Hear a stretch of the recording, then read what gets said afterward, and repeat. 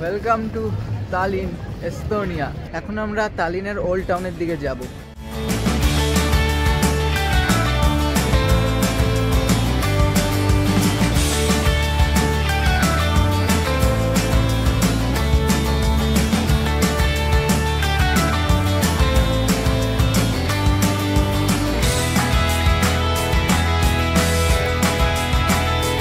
ঝিরিঝিরি বৃষ্টি হচ্ছে, খুব খারাপ এটা আমার জন্য।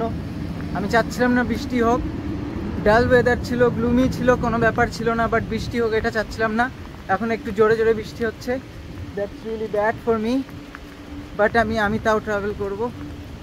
আর আমি একটা জিনিস যেটা আমি খেয়াল করলাম, ফিনল্যান্ড হেলসিঙ্কির থেকে তালিনের পরিষ্কার পরিচ্ছন্নতা বেশি, আরও বেশি ক্লিন লাগতেছে আমাকে, রাস্তার সব কিছু এখানে আরও বেশি পরিষ্কার লাগতেছে।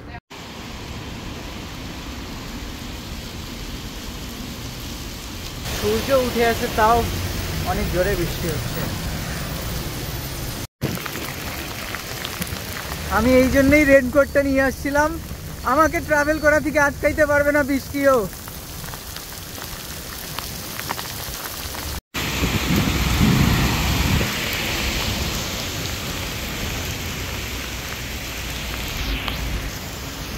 অনেক জোরে বৃষ্টি হচ্ছে ভাই, অনেক জোরে বৃষ্টি হচ্ছে, বলে বুঝাইতে পারবো না।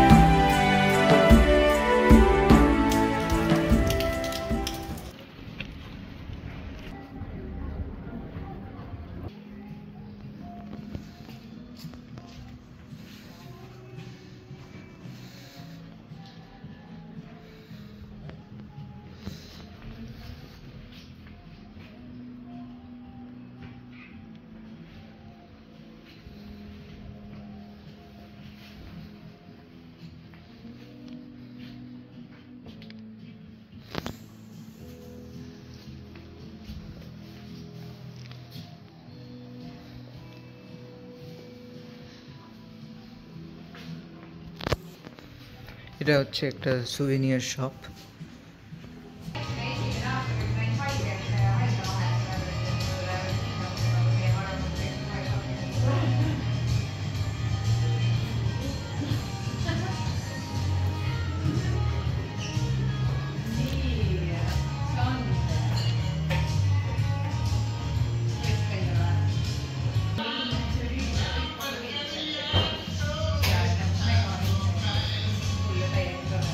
টেক্সাস হোটেলে ছিলাম, এখন বের হয়ে গেছি।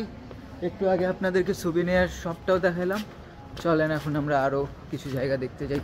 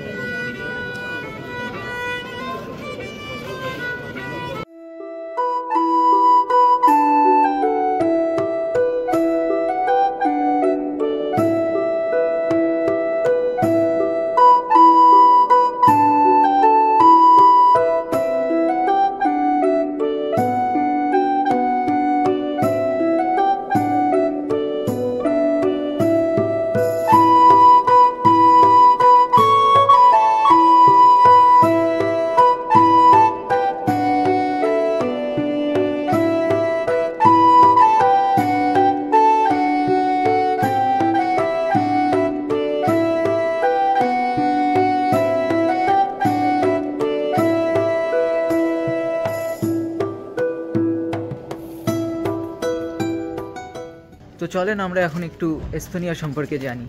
এস্তোনিয়া হচ্ছে অনেক একটা ছোট দেশ ইউরোপের, বাট এই দেশটা অনেক ডেভেলপ একটা দেশ, এবং এখানে আমি স্কাই স্ক্র্যাপারও দেখছি, যেটা আর কি ফিনল্যান্ডে নাই, হেলসিঙ্কিতে আমি দেখিনি। তবে এর আশেপাশের দেশ সম্পর্কে যদি আমি বলি, এর নর্থে আছে ফিনল্যান্ড, ওয়েস্টে আছে বাল্টিক সি, ওই পাশে আছে সুইডেন, আর ইস্টে আছে রাশিয়া, আর সাউথে আছে লাতভিয়া। তো এটা লাতভিয়ার সাথে বর্ডার শেয়ার করে, রাশিয়ার সাথে বর্ডার শেয়ার করে। তো আমরা যদি এই দেশের আয়তন সম্পর্কে কথা বলি, তবে এই দেশটির টোটাল ল্যান্ড এরিয়া হচ্ছে 45,000 স্কোয়ার কিলোমিটার, যেটা বাংলাদেশের 3 ভাগের 1 ভাগ। আর এই দেশের পপুলেশনের কথাও যদি আমরা বলি, এ দেশে মাত্র 1.3 মিলিয়ন পিপল। এই দেশটাও ছোট, এখানে মানুষও অনেক কম আছে। তালিনের এই ওল্ড টাউনটা একটা ইউনেস্কো ওয়ার্ল্ড হেরিটেজ সাইট, এবং ইউরোপে যেগুলো সব থেকে well preserved UNESCO world heritage site আছে, সেগুলোর মধ্যে এটা একটা অন্যতম সাইট। এই ওল্ড টাউনটা বিল্ড হয়েছিল সম্ভবত 13 থেকে 16 সেঞ্চুরির দিকে। ওই সময় তালিনের ওয়ালে 66টা টাওয়ার ছিল, বর্তমানে মাত্র 22টা টাওয়ার আছে। দেখতে দেখতেই আমরা সেন্ট নিকোলাস চার্চে চলে আসলাম।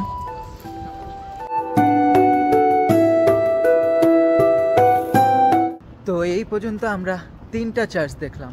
প্রথমে আমরা দেখলাম সেন্ট অলাফস চার্চ, তারপরে আমরা দেখলাম সেন্ট হোলি স্পিরিট চার্চ, আর এখন আমরা যেই চার্চের কাছে আছি সেটা হচ্ছে সেন্ট নিকোলাস চার্চ। তো এই দেশের এথনিক গ্রুপ সম্পর্কে যদি আমরা কথা বলি, তবে 69%ই এখানে এস্তোনিয়ানরাই বসবাস করে, আর 25% রাশিয়ানরা এখানে বসবাস করে, 2% ইউক্রেনিয়ান এখানে থাকে, আর 1% বেলারুশিয়ানরা এখানে থাকে।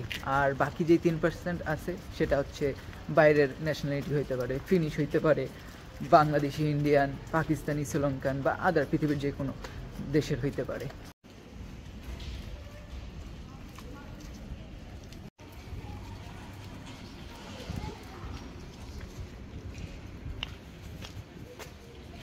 এই দেশের 54% মানুষই কোনো রকম ধর্মতে বিশ্বাস করে না।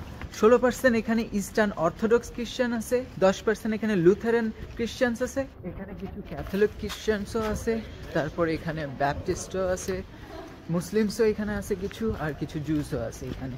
তো রিলিজিয়াসের দিক থেকে অনেকটা ডাইভার্স, বাট 54% মানুষই কিন্তু এখানে কোনো রকম রিলিজনে বিশ্বাস করে না, এটাও একটা ফ্যাক্ট। এখন আছি আমরা তালিন শহরের টাউন হলে। এই তালিন ওল্ড টাউনের এটাই ছিল মেইন স্কোয়ার। তালিনের ওল্ড টাউনে ঢুকলেই মনে হয় যেন আপনি হঠাৎ করেই মধ্যযুগে চলে গেছেন। পাথরের রাস্তা, লাল টালির ছাদ, চার্চের উঁচু টাওয়ার, সবকিছুই যেন রূপকথার দৃশ্য। কিন্তু এই সৌন্দর্যের ভিতরেই লুকিয়ে আছে হাজারো বছরের ইতিহাস। তাল্লিনের গল্প শুরু হয় 11শো শতাব্দীর দিকে। তখন এখানে ছিল ছোট্ট এক বসতি, যেখানে স্থানীয় এস্তোনিয়ানরা থাকত। তারা এখানে মাছ, পশম আর মধু নিয়ে বাণিজ্য করত। বাল্টিক সাগর ছিল মধ্যযুগীয় মহাসড়ক, আর তাল্লিন ছিল তার ঠিক মাঝখানে। এ কারণেই বাইরের শক্তিগুলো খুব দ্রুত এ জায়গাটার গুরুত্ব বুঝে যায়। 1219 সালে ডেনমার্কের রাজা ভ্যালডেমার টু তিনি তার সেনাবাহিনী নিয়ে আসেন। কথিত আছে, যুদ্ধ চলাকালে আকাশ থেকে এক পতাকা নেমে আসে, লাল রঙের কাপড়, তার উপর সাদা ক্রস। এই পতাকাই পরে হয়ে যায় ডেনমার্কের জাতীয় পতাকা। ডেনিশরা পাহাড়ের চূড়ায় শক্ত দুর্গ বানায়, যেটাকে আজ আমরা তুম্পেয়া নামে চিনি। সেখান থেকেই তারা সমুদ্র আর তার আশপাশের অঞ্চল নিয়ন্ত্রণ করত। 1346 সালে ডেনিশরা শহরটাকে বিক্রি করে দেয় জার্মান টিউটনিক অর্ডারের কাছে। তারপর তাল্লিন যোগ দেয় শক্তিশালী ব্যবসায়িক নেটওয়ার্ক হ্যান্সিয়াটিক লিগে। এই সময়েই শুরু হয় তাল্লিনের স্বর্ণযুগ। বিভিন্ন শহর থেকে আসা ব্যবসায়ীরা আনত লবণ, মদ, কাপড়, মশলা। শহরটা সমৃদ্ধ হয়ে উঠল। তৈরি হলো ব্যবসায়ীদের দালান, চওড়া স্কোয়ার আর উঁচু উঁচু চার্চ টাওয়ার। আজও সেই ধন সম্পদের ছাপ দেখা যায়।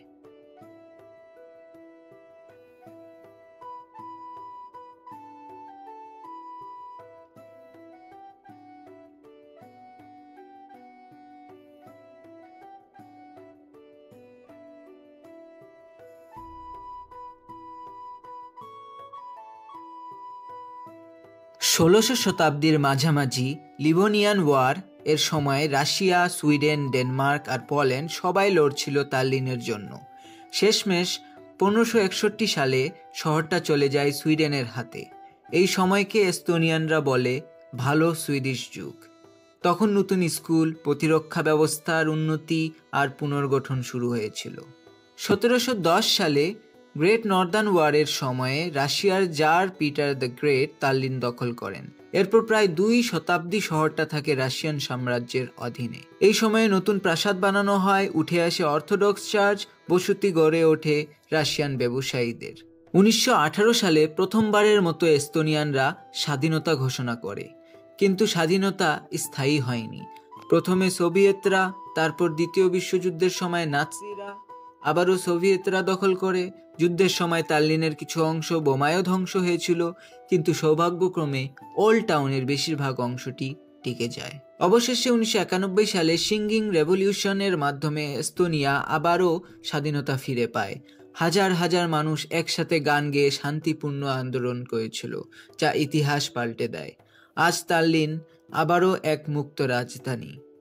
ওল্ড টাউনের প্রাচীর, টাওয়ার, টাউন স্কোয়ার সব এখনো দাঁড়িয়ে আছে, কিন্তু এর সাথে সাথে আধুনিক রেস্তোরাঁ, কফি শপ আর ডিজিটাল প্রযুক্তিও। জানেন কি, এস্তোনিয়া আজ বিশ্বের সবচেয়ে উন্নত ডিজিটাল সমাজগুলোর একটি। তাই যখন আপনি তাল্লিন ঘুরবেন, মনে রাখবেন এটা শুধু একটা পর্যটন শহর নয়, এটা রাজা রানী, ব্যবসায়ী, নাইট যোদ্ধা আর স্বপ্নবাজদের শহর। একটা শহর যেটা শত শত বছর যুদ্ধ, দখল, শাসন সহ্য করেও তার আত্মা হারায়নি। এটাই হলো তাল্লিনের গল্প। তাল্লিন ওল্ড টাউনে খুবই মজা পাচ্ছি আমি। যেই মিডিয়েভাল মিউজিকগুলোও ব্যাকগ্রাউন্ডে চলতেছে, তারপর যেভাবে আর কি সাজানো হয়েছে, যেভাবে পরিষ্কার পরিচ্ছন্ন রাখা আছে, এবং যেই জিনিসগুলো আমি দেখতেছি খুবই নস্টালজিক লাগতেছে আমাকে। বিভিন্ন রকমের মুভিতে দেখছি, তারপর অ্যাসাসিনস ক্রিড এই ধরনের গেমগুলোতে দেখছি, প্রিন্স অফ পার্সিয়াতে দেখছি। আমার পিছনে আপনারা আলেকজান্ডার নেভস্কি ক্যাথিড্রাল দেখা পাচ্ছেন। এটা হচ্ছে একটা রাশিয়ান অর্থোডক্স ক্যাথিড্রাল বা চার্চ।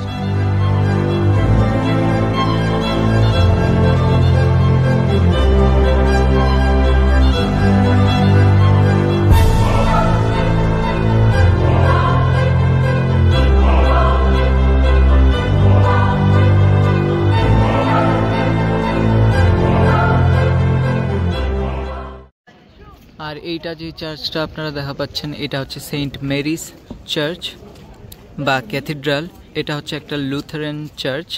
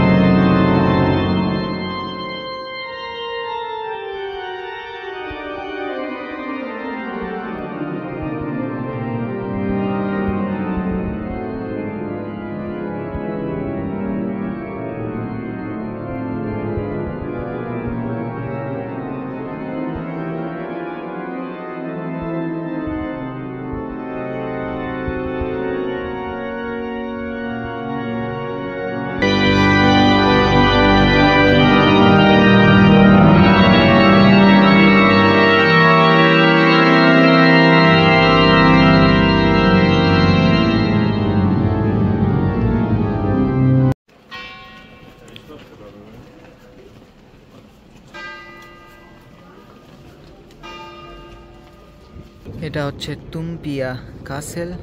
এখন হচ্ছে এটা একটা গভর্নমেন্ট অফিস। এখানে লেখা আছে পার্লামেন্ট অফ এস্তোনিয়া।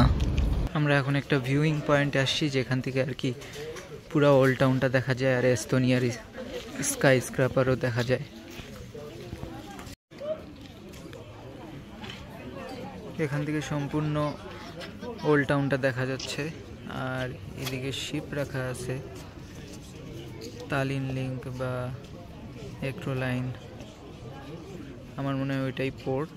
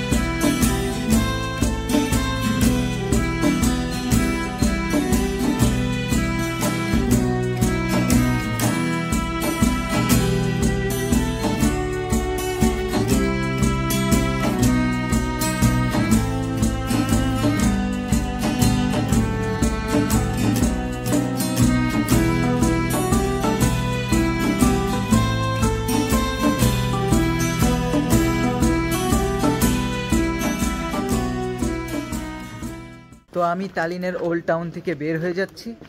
আমরা এস্তোনিয়ায় তালিনে আরেকটা লাস্ট ডেস্টিনেশনে যাব, সেটা হচ্ছে তালিন ক্রিয়েটিভ সিটি। সেটা দেখার পর আমরা আজকের ভিডিও এখানেই শেষ করে দেব। তারপরের যাত্রা, লাতভিয়ার যাত্রা নেক্সট ভিডিওতে আপনারা দেখতে পারবেন।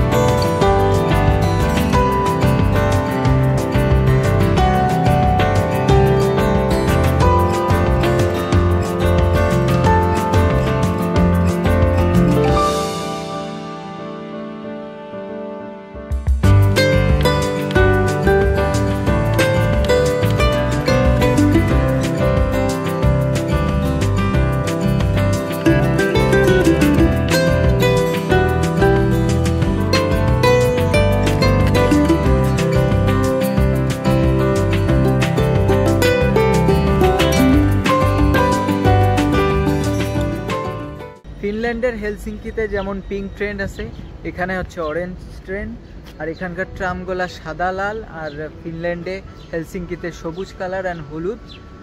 তো এইগুলা কিছু ডিফারেন্স আমি দেখতেছি আর আমাকে অনেক সুন্দর লাগতেছে আর কি এস্তোনিয়া।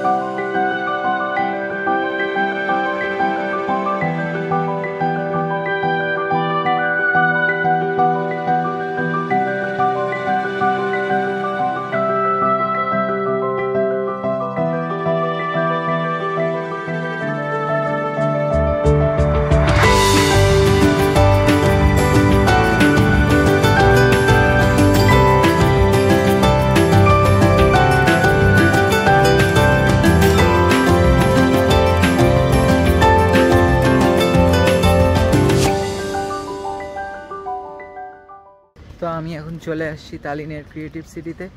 এখানে কিছু গ্রাফিটি ওয়ার্ক আছে যা বুঝলাম আমি।